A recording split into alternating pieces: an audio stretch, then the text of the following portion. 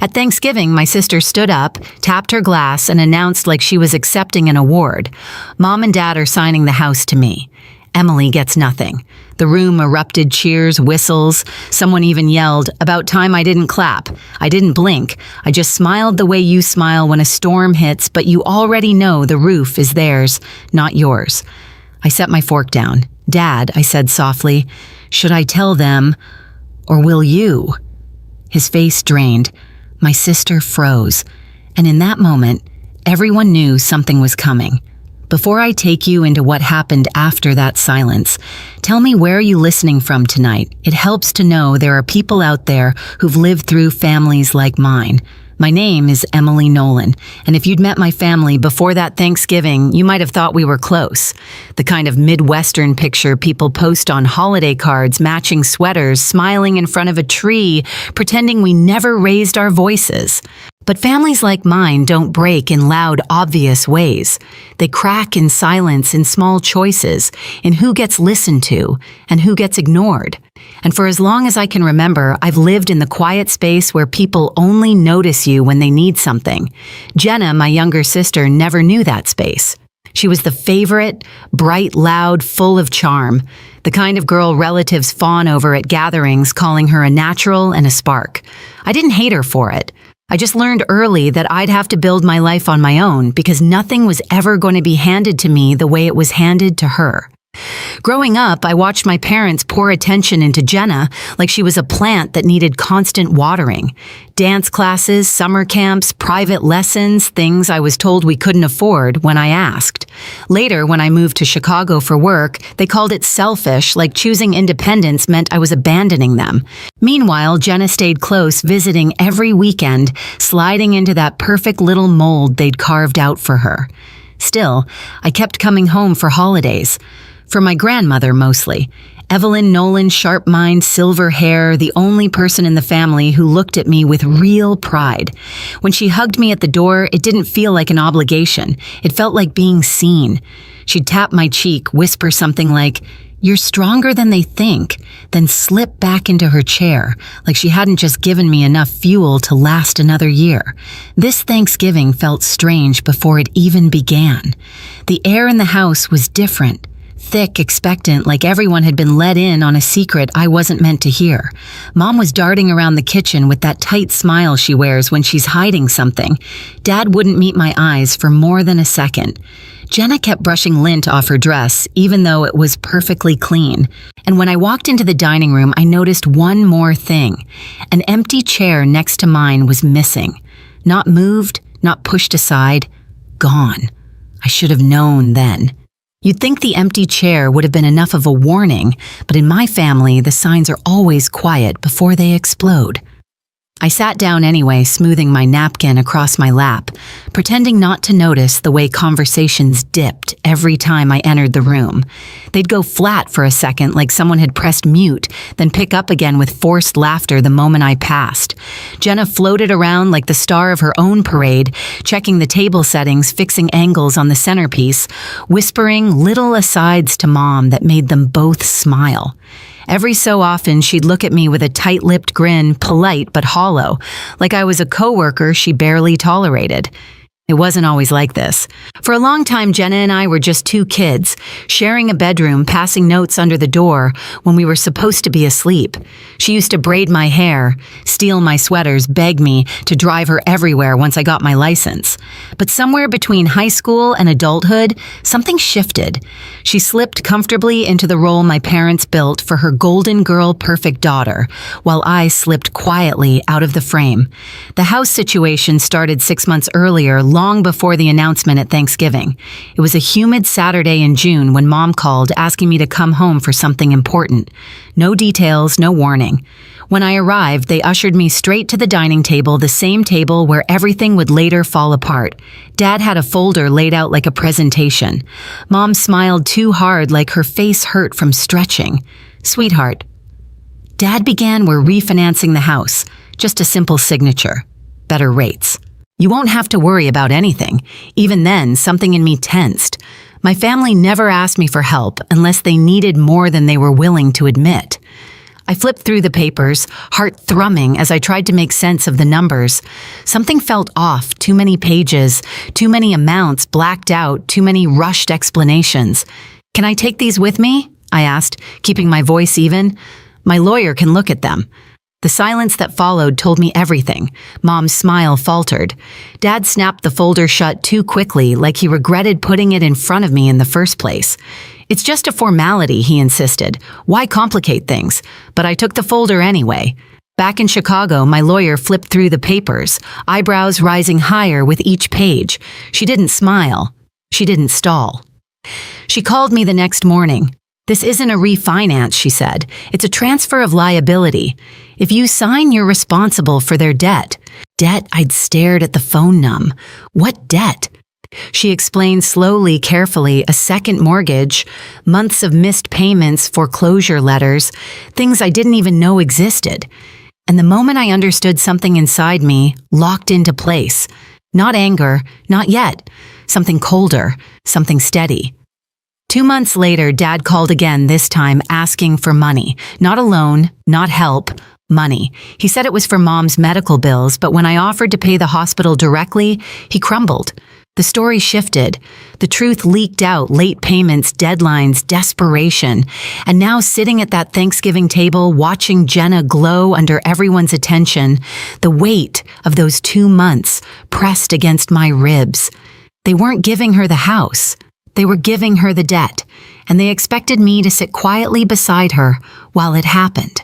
By the time November rolled around, the secret sat between my parents and me like a live wire.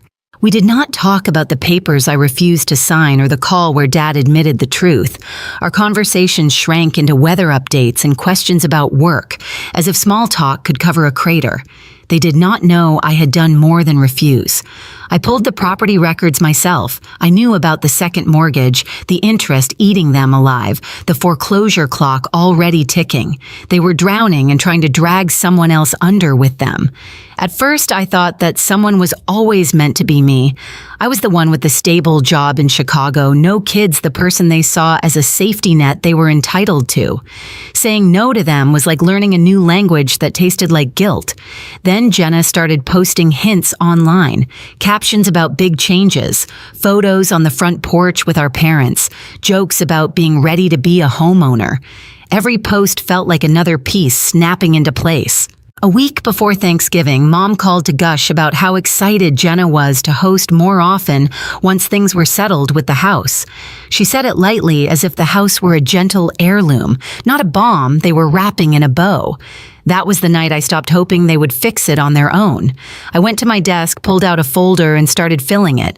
Copies of payments overdue, notices the summary pages that showed exactly how deep they were.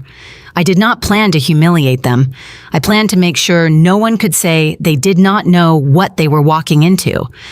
On Thanksgiving morning, I drove back with that folder in my bag and a knot in my stomach. Part of me still wanted to believe they would pull me aside, admit the plan had gone too far. Instead, Mom met me at the door with a tight hug that smelled like perfume and strain. "You look beautiful," she said. "Jenna is going to be so happy you're here." The way she said Jenna, not we, told me everything. Inside, the dining room was set. Extra leaves in the table glasses shining, every chair filled but mine. My grandmother caught my eye from her usual spot and gave me a small nod like she knew more than she was saying. As I slid into my place, my hand brushed the edge of my bag. Paper against canvas. Proof against denial. If they were turning this dinner into a performance, I was done playing the quiet extra. When my sister rose from her seat and tapped her glass, I already knew I was about to watch the curtain lift on a performance they'd rehearsed without me. Jenna stood there, glowing, her hair curled perfectly, the necklace our grandmother gave her, catching the light like it had been chosen specifically for the moment she was about to steal. "Mom and Dad are signing the house to me," she announced, her voice bright enough to carry across every plate and every glass. "Emily gets nothing." The room erupted before the meaning had even finished sinking in. Cheers, loud claps, a few whistles, and the kind of laughter people use when they think they're supporting something good. Someone actually slapped Dad on the back. My mother dabbed the corner of her eye like she was witnessing an engagement. I didn't touch my glass. I didn't even blink. I just looked at Jenna and smiled. Not wide, not warm. The kind of smile that holds the weight of everything you aren't saying yet. Then I lowered my fork onto my plate and asked Dad, should I tell them? Or will you? The effect was instant. It was like my words cut a wire. The room dropped into silence so heavy I could hear the radiator tick. Dad's hand slipped. His fork hit the plate with a metallic clatter that echoed. Jenna's expression pinched. Tell us what... Around us, relatives leaned forward, scenting drama. My grandmother exhaled sharply, as if she'd been waiting for anyone to stop pretending everything was fine. I reached into my bag, pulled out the folder, and placed it in front of me. I didn't open it yet. I just let it sit there, resting like a quiet threat. Before you celebrate Jenna getting the house, I said calmly, you should probably know the condition it's in. Dad tried to recover. Emily not here. Why not, I asked. You weren't embarrassed when you decided to sign it over to her without telling her about the debt. Heads turned. Conversations died. Jenna stiffened like someone had pulled a string tight inside her. What debt, she snapped. I finally opened the folder.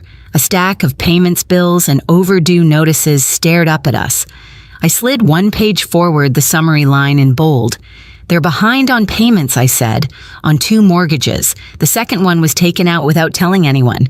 They're months from foreclosure, maybe weeks. My mother's hand flew to her mouth. Dad reddened. Jenna blinked like she'd been slapped. That's not true, she said, her voice rising.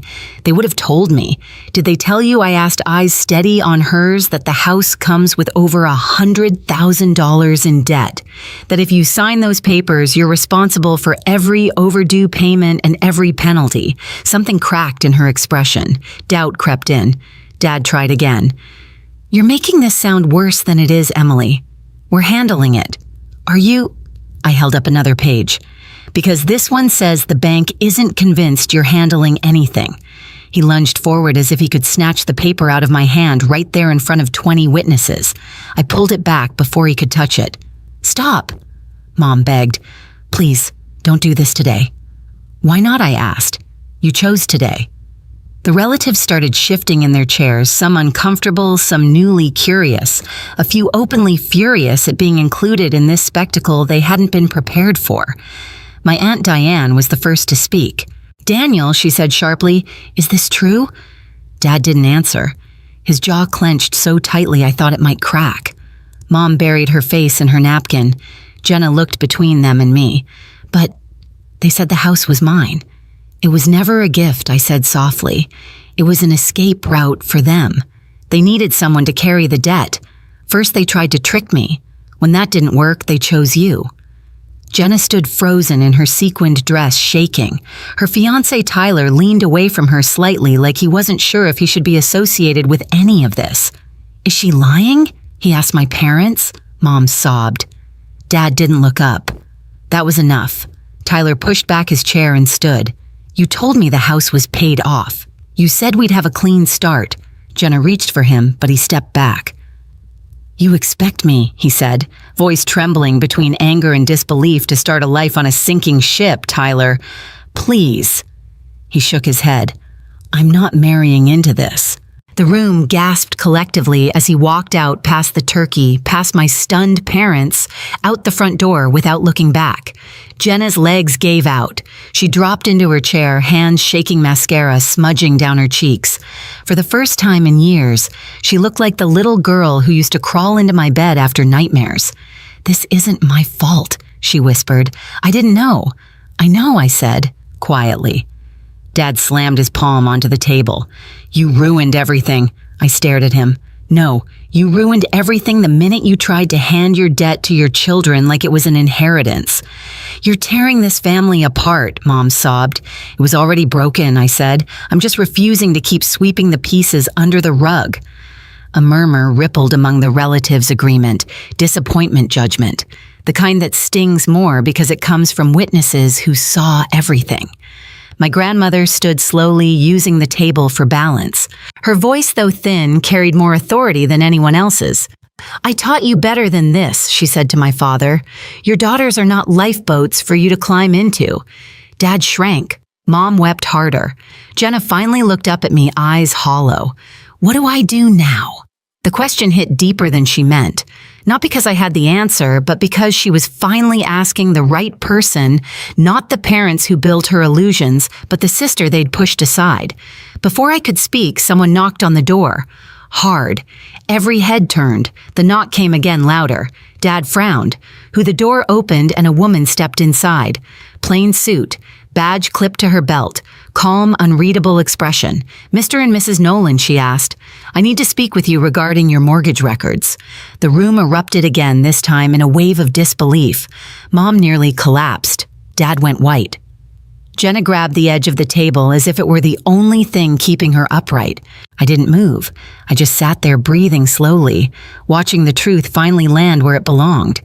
"Why is she here?" Dad whispered, voice cracking.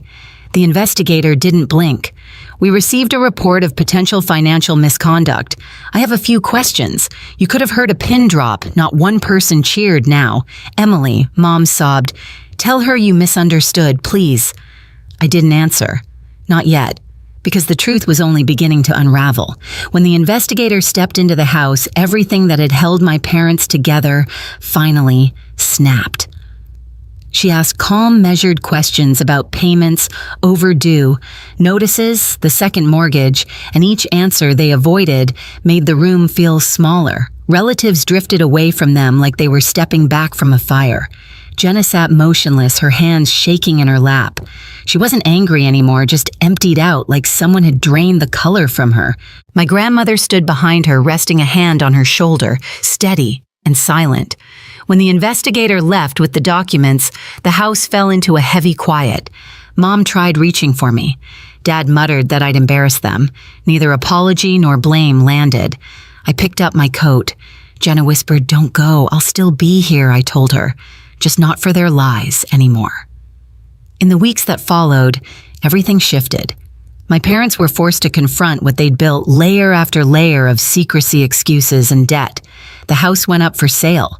They moved into a small apartment across the city, quieter than they'd ever been. No more grand announcements, no more golden child illusions. Jenna started therapy. She called me often sometimes to cry, sometimes just to sit in silence on the phone. She told me she finally understood why I stopped letting our parents speak for me. As for me, I learned something I should have known years ago: telling the truth isn't betrayal. Hiding it is. And families built on denial always collapse eventually. If you've ever had to stand alone at a table full of people who claim to love you, tell me where you're listening from. And after hearing my story, what would you have done?